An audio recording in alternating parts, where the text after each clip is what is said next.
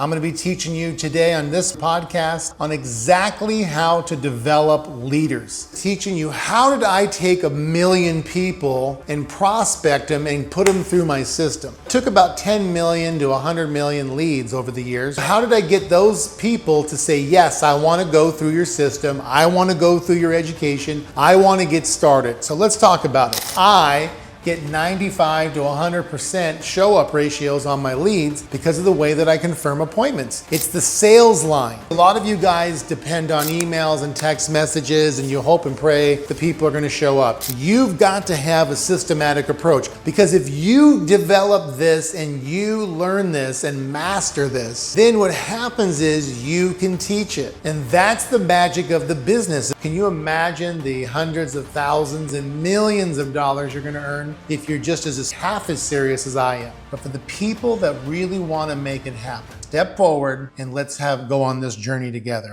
Excited to be here with you. You know, we've been unpacking my story for the last 8 weeks. I hope you guys have been taking notes. And so as I conclude my story of how I did 2 billion and how I was able to produce over 200 millionaires and thousands of six-figure earners, I'm then going to get into interviewing people and unpacking their stories. So one of the things you want to be doing is constantly taking notes, rereading your notes, because success leaves clues. Write it down. Success leaves clues. And today, I'm going to be giving you some secret sauce. I'm going to be teaching you my magic bullets on how I market and promote with sales funnels. I'm going to be teaching you today on this particular podcast on exactly how to develop leaders. And you first want to start off with writing down teach to teach. Write that down, teach to teach. Okay, so make sure you got like some caffeine near you, because I'm going to be talking a little bit fast. But what I'm going to be doing is teaching you how did I take 1 million people and prospect them and put them through my system. Well, it took about 10 million to 100 million leads over the years, right, to do all of that. And so how did I get those people to say, yes, I want to go through your system. I want to go through your education. I want to get started. So let's talk about it. Number one, we want to master the sales line first yourself. So what does that mean? If you've gone to my other podcast, you know what the sales line is, but I'm going to recap what a sales line is first. I'm going to take you through my funnels, and then I'm going to explain then how you develop people. So the first thing you've got to do is you have to master your business first. So the sales line, write it down. So let's recap the sales line. Typically a sales line is 2 qualifying calls. So what that means is you've got an opt-in page. An opt-in page is where someone comes in and puts in their name, their number, their email address, and they go into page 2, which is your VSL page. VSL stands for Video Sales Letter. It's about a free 20-minute training. And when someone gets done with the training, there's a button that pops up that says, book your appointment with your coach, okay? Or free consultation call, okay? So what you're doing is you're basically advertising, right? Whatever you're doing organic. You could be doing a podcast. You could be doing meta ads, which is Instagram and Facebook, YouTube ads, X ads, TikTok ads, whatever you're doing to drive traffic. You always have them come to an opt-in page, then go to a VSL page, then have them click the button for a free consultation, and you're going to what's called a booking page. Write that down, booking page. The booking page is where they see what's available in your schedule as a coach or a closer or a business owner. And what happens is that the person then selects a time. Now listen, write this down. Never have your calendar open more than 48 hours. Okay, because if a lead can book 72 hours out, then what happens is it's just too long. And the person fizzles out, they don't convert, and then you've got a lot of advertising expenses, and then you're going, gosh, why does nothing work in my business? Well, you want to see if they can talk today, and tomorrow is really ideal, today and tomorrow. So really only set, if you have the availability, have it set for today and tomorrow, your calendar, your booking engine. If you're really exploding, 48 hours is the maximum. Now, What happens when the person books the appointment? They're going to get an email and a text message back to them saying, yes, we got your appointment, you're confirmed. And then the coach gets a text message and email saying, hey, you got a new booked appointment. And then the person goes to what's called the thank you page. And a thank you page is where it gives them instructions on what's next, right? Meaning they're gonna, it's basically saying, hey, your next call is only gonna be about 15 minutes. One of our members of our office will be calling to confirm your appointment. If you can't make it, no problem, but we definitely want to know because we have other people that can take your spot. And what is this doing? It's creating a fear of loss. See, a lot of you guys beg for business. You're like, we're going to call you. We're going to do this. No. You want to create a fear of loss, which means we only have enough availability for X number of people. If you can't make it, no problem. Somebody else will take your spot. Okay, so what have we done so far? We've advertised, we've done an opt-in, we've done a VSL, we've done a booking page, and now we've done a thank you page. From there, you put the person through a 2-step call system. What that means is the first call is a qualification call. Why? The reason why we have a qualification call is because we want to screen the people out. So you get them on a call, and you read a script for about 15 minutes. But what happens before that call?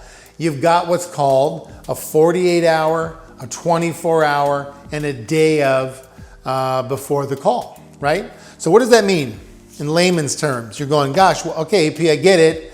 You got 48 hours, 24, and day of. What are you talking about? What I'm talking about is that the sales line is the lead staying on the line, meaning you got 48 hours out, they need a voice confirmation. See, I get all excited about this because I know this works so well. You're going to be printing cash. 48 hours out, you need a voice confirmation. 24 hours out, you need a voice confirmation. The day of, you need a voice confirmation. If you looked at my other podcast, I talked about this. Now, I get 95 to 100% show-up ratios on my leads because of the way that I confirm appointments. It's the sales line.